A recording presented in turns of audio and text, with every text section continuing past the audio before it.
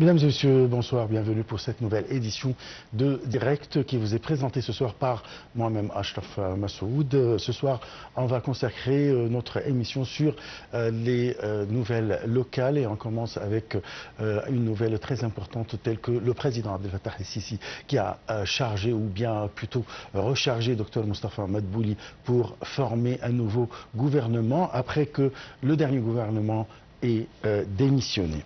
D'autre part, le président Abdel Fattah el-Sisi a reçu hier le sénateur Lindsey Graham, chef de la minorité républicaine de la sous-commission du Sénat américain, chargé des crédits de l'État et des opérations étrangères, en présence du ministre des Affaires étrangères, Sameh Shoukry, et le chef du service de renseignement. La réunion a porté sur le partenariat stratégique entre l'Égypte et les États-Unis, les crises régionales et mondiales successives qui se déroulent dans la région. Salih Hamed et Perifahan Farou nous donnent les détails.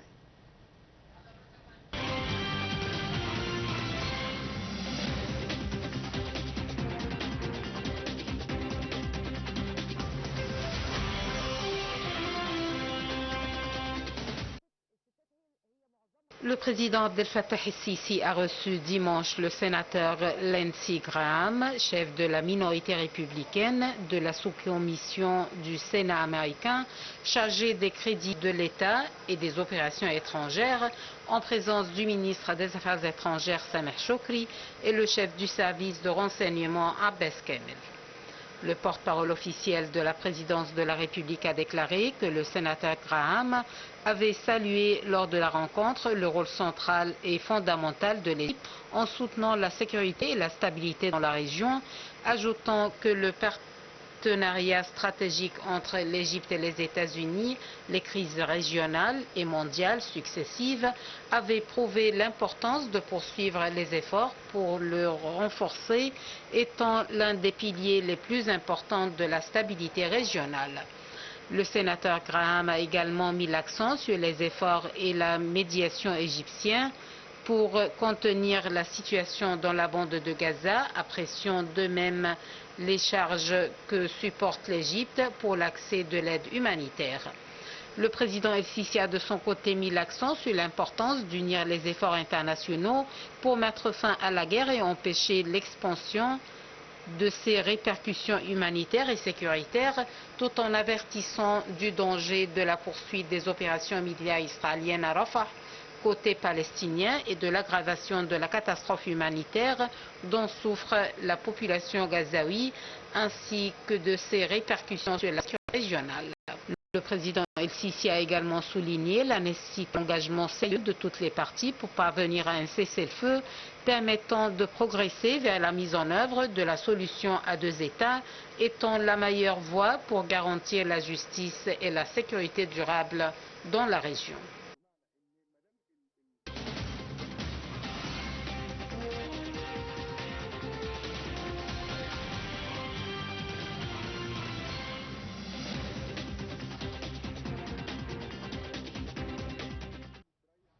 Au nom du président de la République, Abdel Fattah el-Sisi, le Premier ministre Moustapha Madbouli a aujourd'hui aux activités de la troisième session de la plus grande exposition et conférence médicale africaine, Africa Health Excon, qui se tient du 3 au 6 du mois courant au centre des conférences internationales d'El Manar au Caire. Il s'agit du plus grand événement dans le domaine de la santé au niveau de la façon les expériences internationales et les contributions au renforcement du secteur médical au niveau du continent.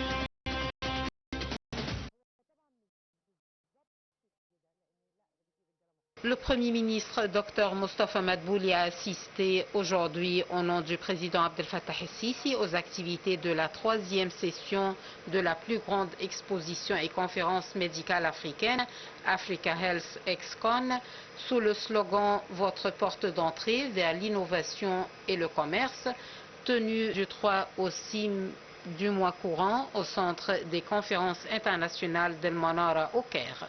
Il s'agit du plus grand événement annuel au niveau de l'Afrique qui passe en revue les expériences internationales et les contributions au renforcement du secteur médical au niveau du continent africain.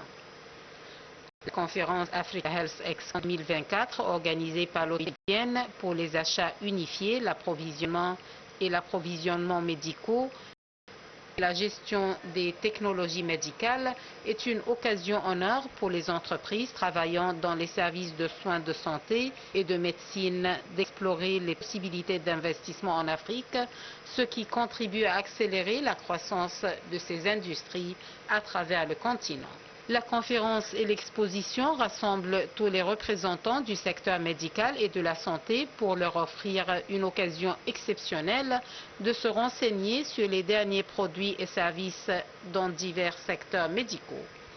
La conférence devrait attirer plus de 500 des plus grandes entreprises de divers pays du monde, en plus de 60 000 visiteurs venus de plus de 100 pays à travers le monde.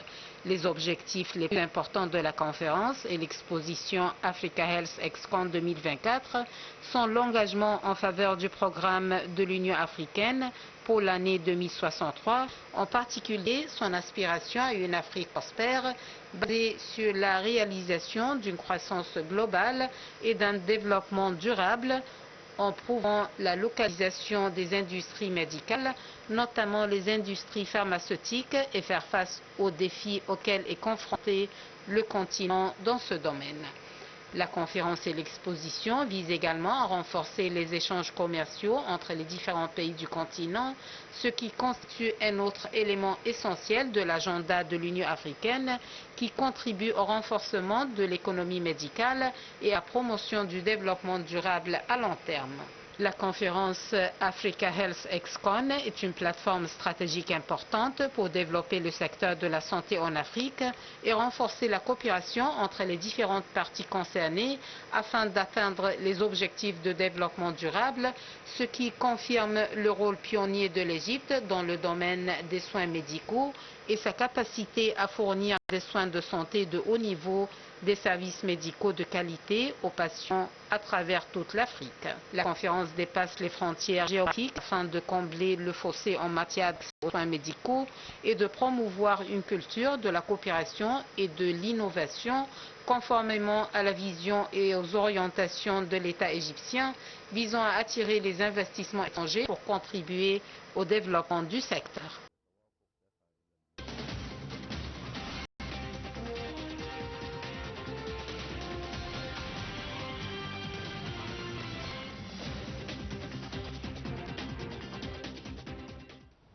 Et pour aborder ce sujet, nous avons le plaisir d'accueillir au bout du fil professeur docteur Ali Kamel. Vous êtes consultant de sécurité sociale en France.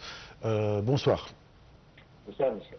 Alors déjà, ma première question, c'est concernant l'importance de la tenue de cette conférence. J'avais une conférence sénatoriale, c'est très important pour l'Égypte et pour l'Afrique, pour l'Union africaine. Vous savez que vous rassemblez je ne sais pas combien de pays, il semble qu'il y a moins de 60 000, plus de 500 sociétés, la plus grande région médicale, et la petite idée des innovations à la qualité. Et vous expliquez ça dans un laps de temps de 3 jours, c'est-à-dire de 3 ou 6 témoignages. Donc là, vous faites une opération extraordinaire, très importante pour l'économie de l'Afrique et pour l'échange entre les pays et surtout pour la question de développement durable. Et l'Égypte a un rôle modérateur et pionnier dans la qualité de santé parce que l'Égypte se trouve dans le centre de l'Afrique. Et donc l'Union africaine eh bien, c'est très très important qu'on puisse communiquer avec le reste du monde, avec les États-Unis, avec l'Europe, avec le Japon, avec tous les autres pays du monde. Donc le rassemblement de toutes ces sociétés et tous ces gens qui sont là sur place, c'est quelque chose d'extraordinaire et très très utile.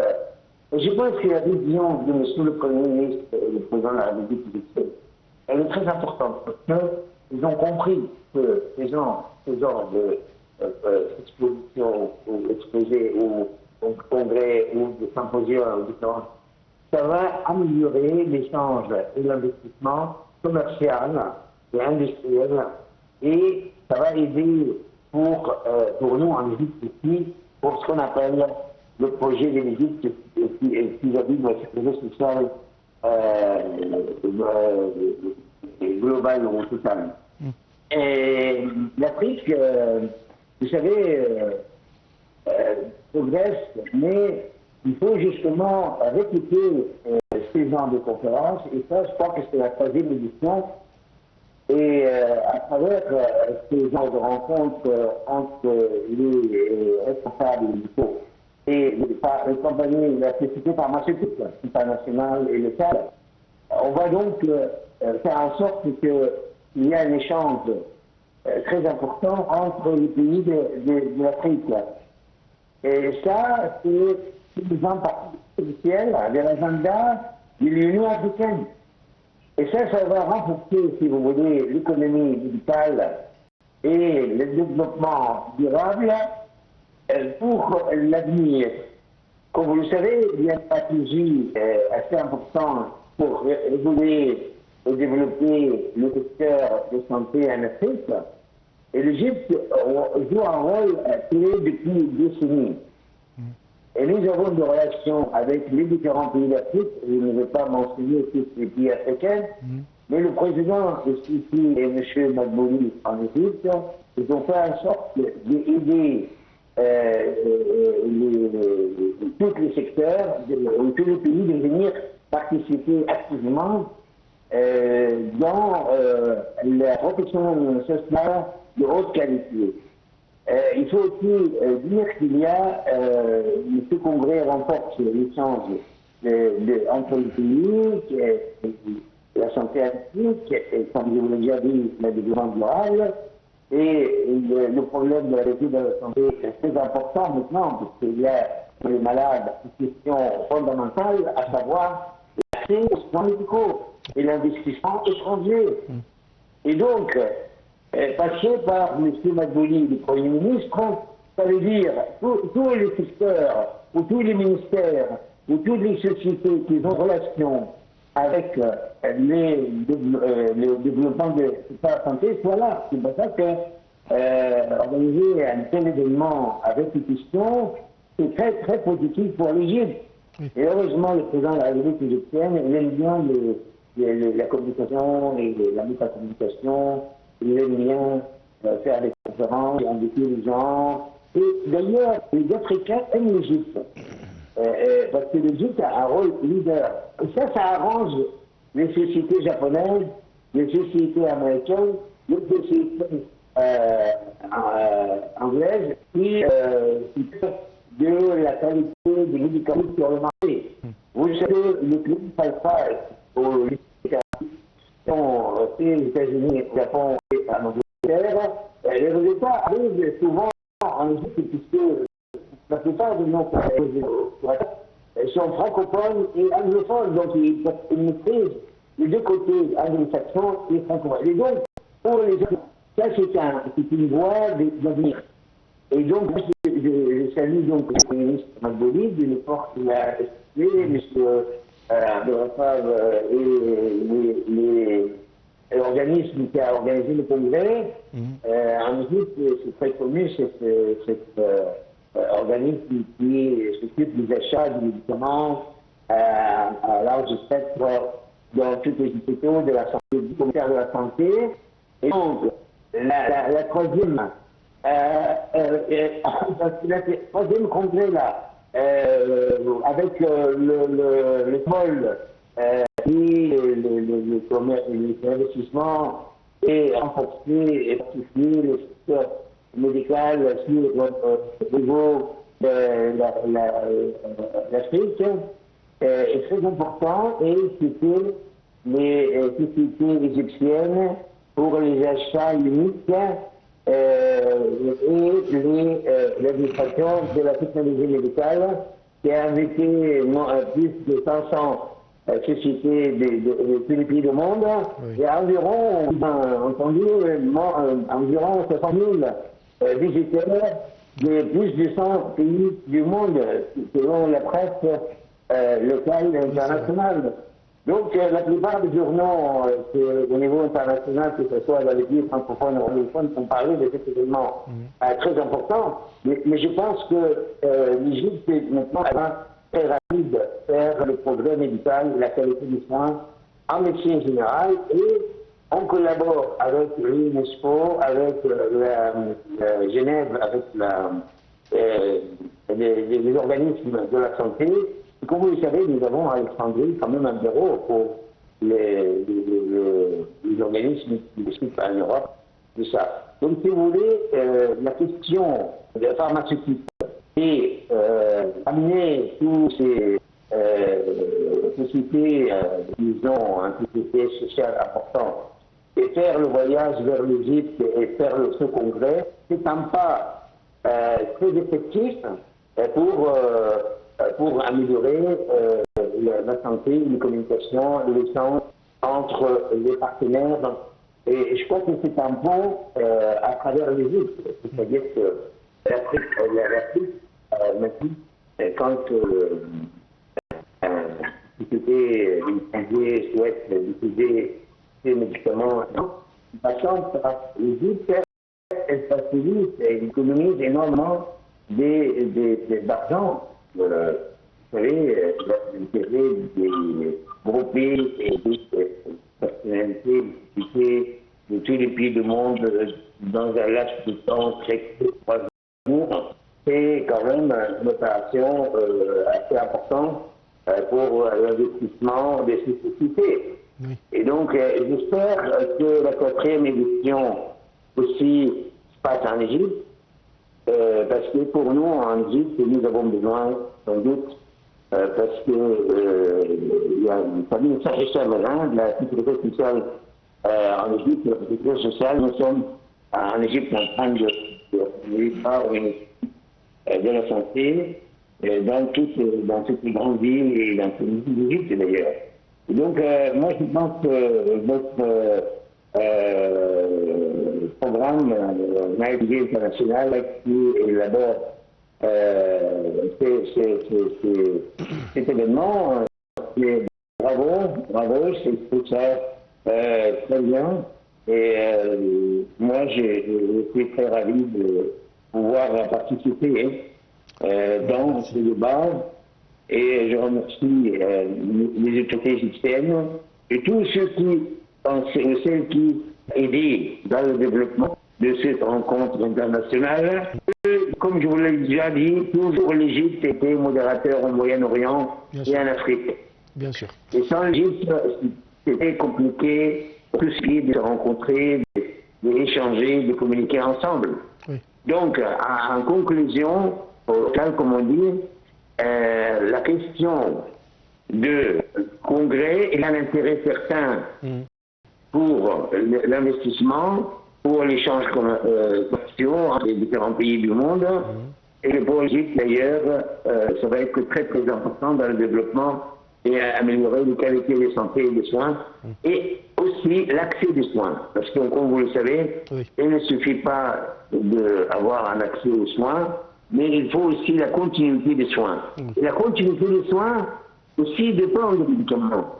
Et donc, je pense qu'il y a beaucoup de pharmaciens, beaucoup de médecins, beaucoup d'administrateurs qui sont là, beaucoup de BDG qui participent dans le congrès. Donc, je salue Monsieur le Président de la République, Monsieur le Premier ministre égyptien, l'effort qu'ils ont fait pour améliorer les santé en Égypte et en Afrique. Donc, j'espère avoir répondu à votre question Et je suis toujours à l'écoute de Nile TV. Merci beaucoup, mais quand même, j'ai une autre question, si vous me permettez. Alors, Oui. si on parle du continent africain, quels sont actuellement les défis qu'affronte le continent africain dans ce secteur? Ben, je pense que le plus important, le coût des médicaments et trouver les médicaments. Vous savez qu'il y a ce qu'on appelle en médecine les maladies rares. Hein. Oui. Et ces maladies rares, génétiques, etc., même les maladies en neurologie, par exemple, comme le MS, le sclérose en plaques, le sclérose en plaques. Tous ces médicaments sont chers. Et si on arrive à permettre aux patients de maladies rares ou des maladies tout court, par exemple le diabète, l'hypertension artérielle, des médicaments qui sont utilisés pour baisser la tension artérielle et équilibrer le diabète type 1 et type 2. Ces médicaments sont fabriqués en Égypte. Oui. Vous voyez? Donc les médicaments, c'est très important. Le deuxième point, les développements et la recherche. Vous savez qu'à tel jour, il y a des clinical trials, ce qu'on appelle les essais cliniques et thérapeutiques. Et ces cliniques thérapeutiques avancent, il y a des médicaments qui sont neufs, il y a des médicaments qui sont anciens, qui sont retirés du marché, oui. Il y a des médicaments qu'on met sur le marché.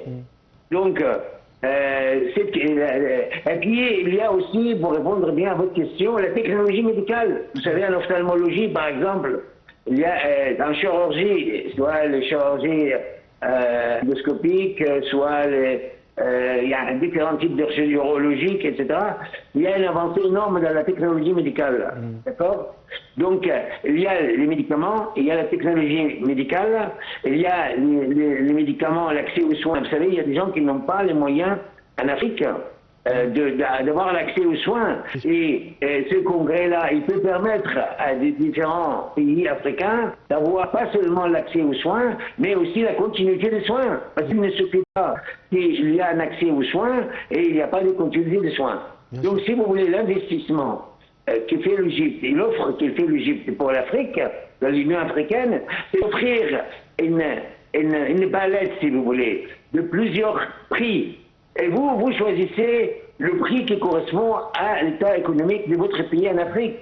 Donc tous les responsables ministres de la Santé en Afrique sont là, ou leurs représentants sont là, pour voir qu'est-ce qu'il y a de nouveau en technologie médicale, qu'est-ce qu'il y a de nouveau au niveau médicaments, comment aider l'Afrique à avoir le manque de médicaments. Vous savez, dans les catastrophes naturelles ou même dans les guerres, il y a pas mal de guerres en Afrique. Oui. Il y a quelquefois des pénuries des médicaments, des pénuries des appareillages. Je peux prendre exemple dans ma spécialité.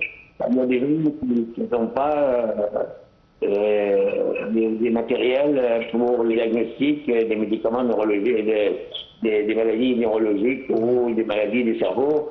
Eh bien, dans ces conférences et dans cette exposition, les exposants, ils vous montrent le prix de ces trucs et les gens ils peuvent acheter. Oui.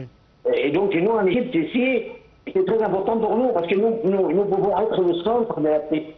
Nous pouvons vendre à tous les pays africains à travers ce qu'on reçoit des États-Unis, du Canada, du Japon, vous savez. Donc, votre question, c'est très important. Donc, j'espère avoir donné... bien sûr, il y a beaucoup de choses à faire.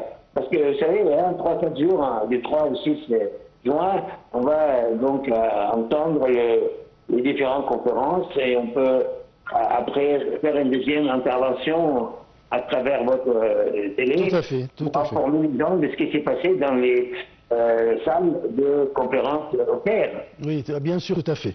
Je remercie beaucoup, docteur Ali Kemel. Je rappelle que vous êtes consultant en sécurité médicale en France. Et docteur Ali nous a donné quand même un bref aperçu sur ce qui se passe ou sur l'importance de cette conférence tenue en Égypte sous les auspices du président Abdel Fattah el-Sisi avec la présence du Premier ministre Mostafa Madbouli. Je passe à un autre sujet, notamment la ville du Caire. L'une des plus belles villes au monde, qui a été officiellement désignée le 1er juin comme la capitale du tourisme en 2026 pour les États membres de l'Organisation de la coopération islamique. Ceci est intervenu lors des travaux de la 12e session de la conférence des ministres du tourisme en Ouzbékistan. Le ministre du tourisme et des antiquités Ahmad Aïssa a déclaré que l'Égypte a enregistré les taux de croissance sans précédent dans le secteur du tourisme, qui est une priorité pour l'État.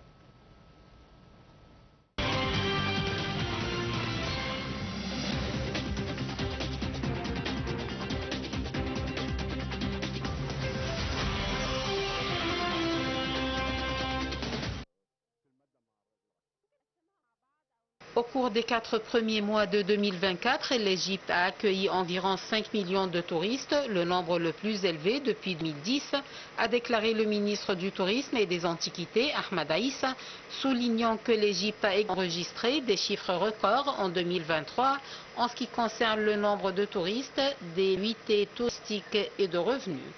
Je salue la nomination du Caire en tant que capitale touristique en raison de ses attraits touristiques variés et les efforts du ministère pour développer l'initiative Cairo City Break, a annoncé Aïssa.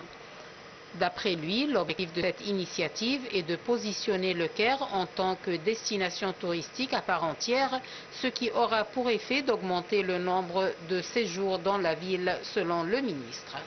Le Caire accueille toujours le plus grand nombre de touristes, suivi par Hurghada, Sharm el-Sheikh et Marsa Alam, selon le ministre du Tourisme, qui a noté que Hurghada a accueilli 4 millions de touristes en 2023, alors que Sharm el-Sheikh a accueilli 3 millions et qu'1 million de touristes ont visité Marsa Alam. Il s'agit d'un forfait touristique qui offre aux voyageurs la possibilité de découvrir les principales attractions de la ville, telles que les sites touristiques, les musées, les marchés locaux, la cuisine traditionnelle et d'autres expériences culturelles, et ce dans le cadre d'un court séjour, souvent un week-end ou quelques jours seulement. L'objectif est de permettre aux visiteurs de découvrir rapidement et intensément la riche histoire, la culture vibrante et le patrimoine unique de la ville du Caire. Selon le directeur général de l'administration stratégique au ministère, le dossier de candidature de l'Égypte a souligné les sites historiques, spirituels et patrimoniaux, ainsi que pour réaménager et utiliser à nouveau les zones patrimoniales après leur habilitation. Il a également compris le nombre d'établissements hôteliers et leur étoile, les services de divertissement et le nombre de nationalités visitant la capitale égyptienne. Le dossier de candidature du Caire comprend plusieurs aspects, notamment le parcours historique et archéologique de la ville, qui englobe les monuments historiques et archéologiques à travers les âges, y compris les sites archéologiques de Gizeh, Saqqara, Abou Sir, Dahchour, Mitrahina et d'autres. Il inclut également l'attrait spirituel du Caire, qui comprend des sites du patrimoine islamique, tels que le quartier des religions, les mosquées comme El Hakem Ba'amrillah, El Azhar, Ibn Touloun, les tombes des Mamelouks, ainsi que le parcours du voyage de la Sainte Famille au Caire, qui comprend l'arbre de la Vierge Marie à Matareya, l'église de la Vierge Mahdi et l'église d'Abou Serga au Vieux-Caire.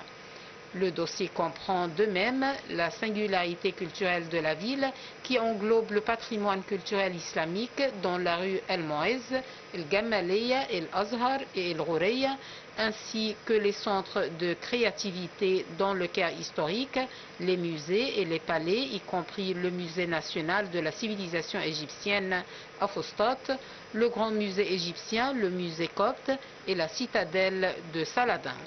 En outre, il comprend les activités liées au divertissement, telles que les attractions touristiques, les loisirs, tels que le parc El Azhar, les jardins de Fostat, Ahl Masr, le lac Ain El Hayat et d'autres attractions de loisirs, ainsi que le parcours de la vie qui englobe les aspects de la vie, les lieux de shopping, la cuisine populaire et les arts traditionnels, ainsi que le parcours du Nil qui englobe la promenade du Nil et ses attractions de divertissement et les restaurants flottants. Le dossier de candidature a également mis l'accent sur les monuments modernes de la nouvelle capitale administrative.